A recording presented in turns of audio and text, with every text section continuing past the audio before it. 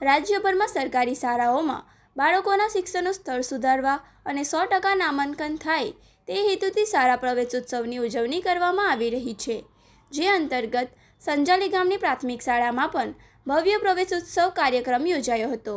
આ પ્રસંગે શાળાના આંગણે પધારેલા ભૂલકાઓને કુમકુમ તિલક લગાવી મોં મીઠું કરાવીને શાળામાં ઉમળકાભેર પ્રવેશ કરાવવામાં આવ્યો હતો.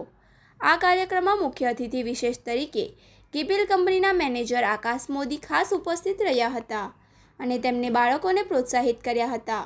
આ ઉપરાંત સંજાલી ગામના સરપંચ અતિકા સફકત ભૈયાત, ડેપ્યુટી સરપંચ હિતેશ પટેલ તેમજ સંજાલી ગામ પંચાયતના સભ્ય સફકત ભૈયાત, રજનીશસિંહ વગેરે મહાનુભાવોએ હાજરી આપીને બાળકોના ઉજ્જવળ ભવિષ્ય માટે આશીર્વાદ પાઠવ્યા હતા. કાર્યક્રમને સફળ બનાવવા માટે ગામના તલાટી ક્રમ મંત્રી, પંચાયતના અન્ય સભ્યો, ગ્રામજનો તેમજ શાળાનો સ્ટાફ મોટી સંખ્યામાં ઉપસ્થિત રહ્યો હતો.